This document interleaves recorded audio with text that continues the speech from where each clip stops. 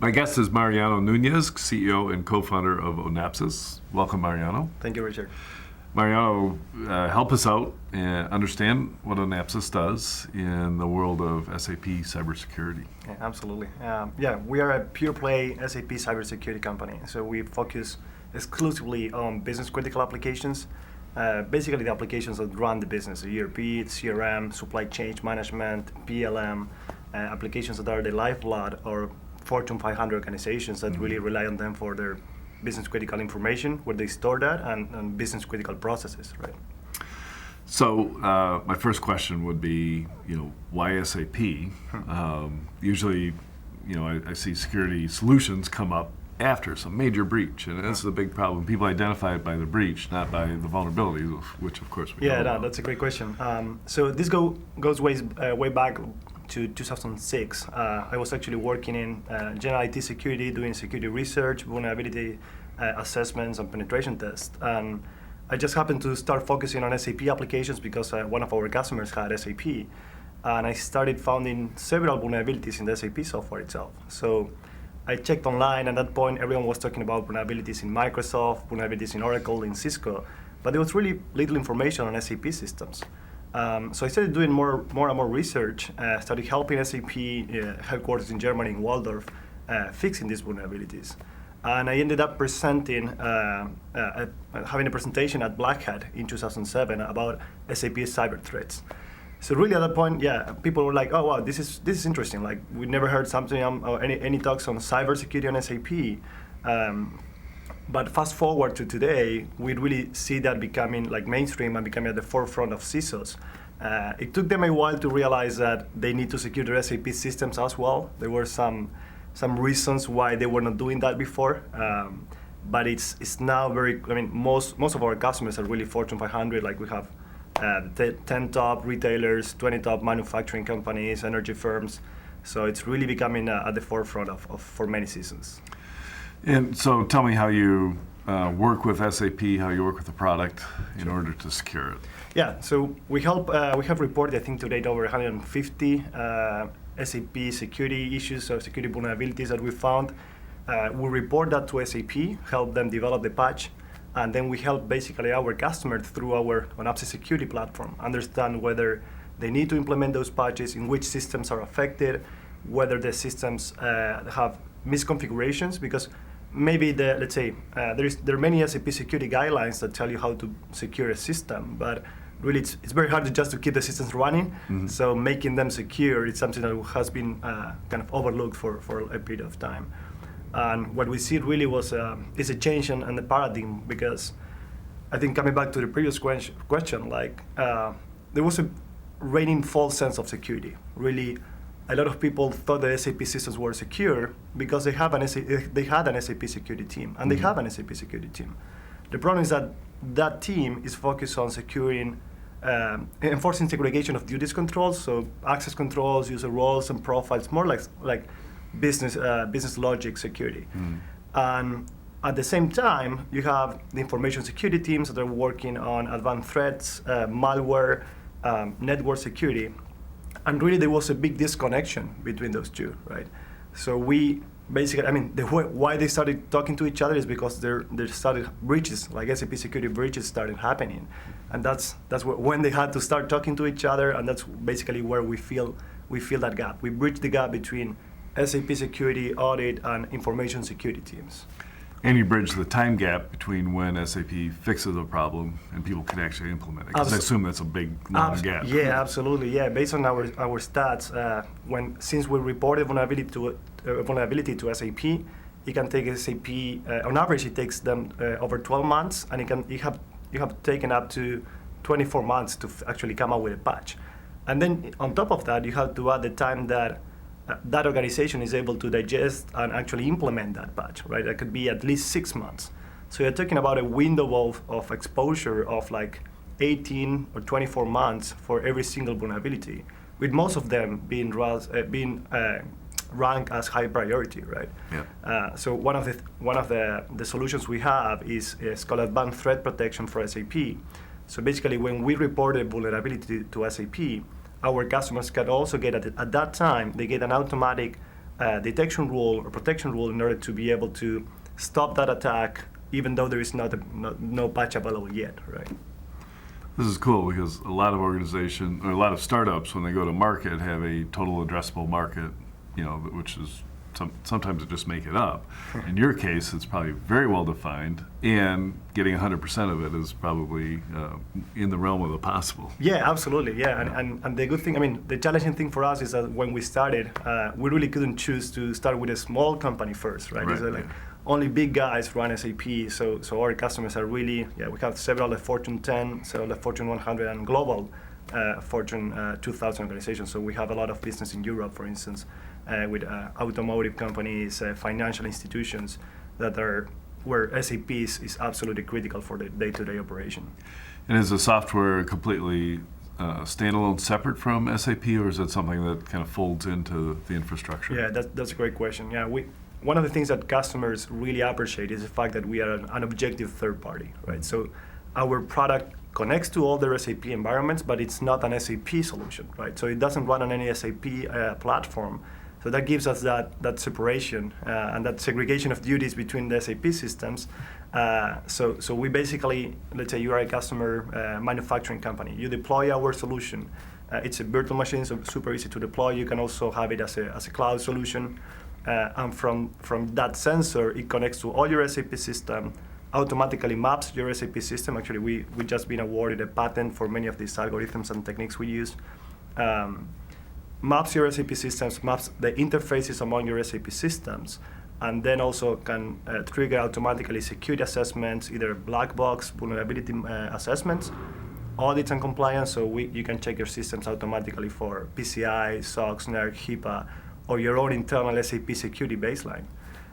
And finally, with a new module that we just released last year, detection and response, you can also detect in real time attacks to your SAP system. So we have over 2,000 SAP-specific signatures and detection rules, as well as anomaly behavior for SAP. So for instance, you will be able to find out, okay, why this user John that always executes financial transactions is now accessing HR data, right? So you want to create an alarm on that. And we basically, through an open API infrastructure, you can send that to your SIEM, to your GRC dashboard, to your ticketing system.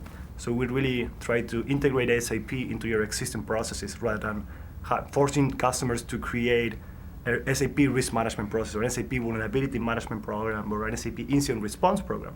We bring SAP to what you already have.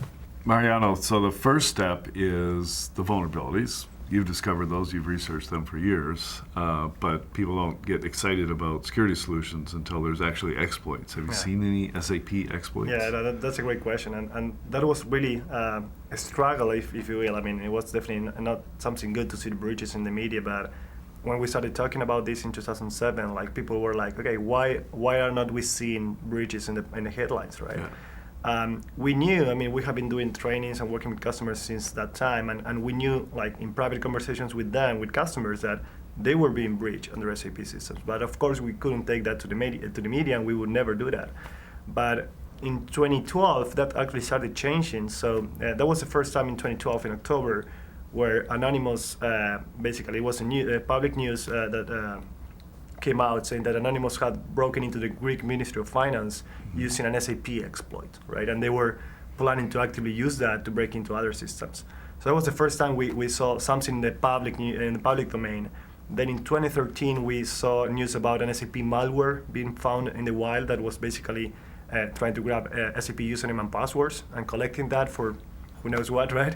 Mm-hmm. And in 2014, we've seen a company, also Fortune 500 company, being breached by an SAP-specific exploit that was in the public domain as well, right? So we started to see that in the headlines more and more, and in private conversations, we're hearing more and more from customers. So actually, over the last 12 months, we have done over 5 SAP incident response projects with our professional service team because their SAP systems are being attacked. So yeah, we definitely see that changing. I think it's not, I can predict it's not going to be a long time until we see a large-scale SAP attack, because the fact that the platform, basically the underlying platform, regardless of which business solution you're using, is the same for any of these organizations, Fortune 500 organizations, make it a very interesting target for any attacker, right? Because you, as an attacker, you just need to build one exploit, and with that exploit, you can break into any insecure SAP implementation, regardless of the industry, regardless of the type of company, regardless of which business solution they run.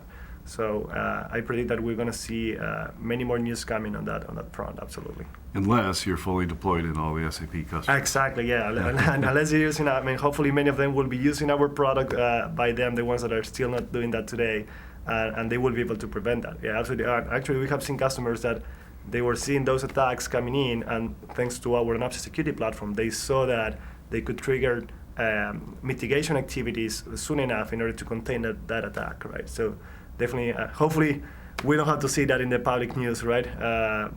Because we see more and more customers deploying the right solutions for that. Are you starting to find that the big outside audit firms are recommending your product to their customers? Absolutely, yeah. So actually, that was part of, I think, the great traction that we have in over the last 2 years. Actually, proactively, they reach out to us. And today we have official partnerships with all the big four, so Deloitte, KPMG, PwC, EY, as well as big system integrators like Accenture, IBM. They all reach out to us because they really see the gap in the way they were auditing the systems. They cannot say a system is SOX compliant if anyone, even without having a username in the SAP system, can break into it and change any financial record, right? So we're definitely seeing that traction also from the ecosystem of partners, and for us that's also great validation, right? Yeah. So I have to ask the question because it's just being begged to ask, why not an Onapsis for Oracle as well? Absolutely, yeah, we're going there. So we define ourselves as a business critical application security company, right? And we actually done already a lot of research on the Oracle business application space. Not in the database, there are many companies that do Oracle database security, so we don't want to play there. We know we're not going to be the best there, so we want to play where we are the best. And in 2012 already, so like 3 years ago, our CTO presented on threats to JD Edwards and Civil that are now part of Oracle. And we definitely have some product lines, expanding the product portfolio to the Oracle business application space. We see it's basically the same pattern, the same problem. Like we're not looking, security people, we're not looking at those systems from this perspective, and it's exactly the same kind of problems where anyone can completely shut down an Oracle JD Edwards system that is running the product line, right? The production line, sorry. So that's very critical for any organization.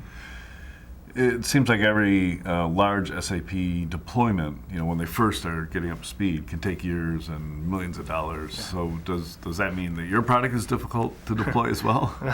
Yeah, that's a good thing about not running on top of an SAP system. So yeah, absolutely. I mean, we have customers rolling out SAP over 5 years with spending with a budget of 1.5 billion over that process, and that's becoming more and more common. In our case, our platform can be deployed in a matter of weeks, really. So it's really very easy to deploy as a virtual machine. You just deploy it on your network, and it automatically maps your SAP system. Even without having access to the SAP systems or installing anything on the SAP systems, you can get value right away by being able to do black box security assessment and detecting, okay, at least I want to start knowing what anyone on my network would be able to detect and try to exploit in my systems, right?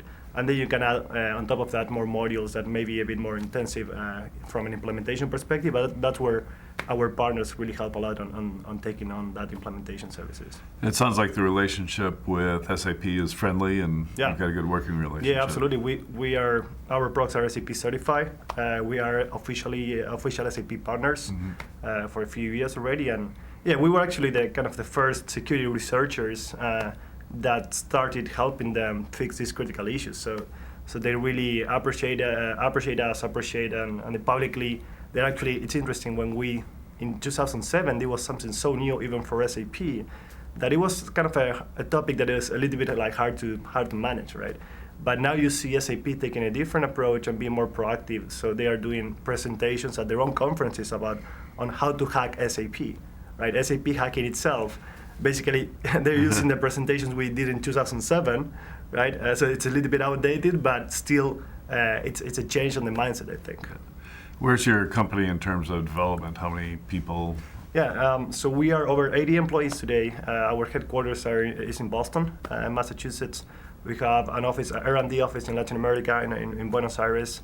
And then we have sales operations in Germany, France, and UK. Yeah, so we do a fair amount of business in Europe as well. Yeah, so I understand that's following where SAP installs Exactly. are. Yeah, exactly. And companies at large are all global companies. That makes you global. Yeah, so they really appreciate the fact that we have a global presence with capabilities to do global delivery and global support.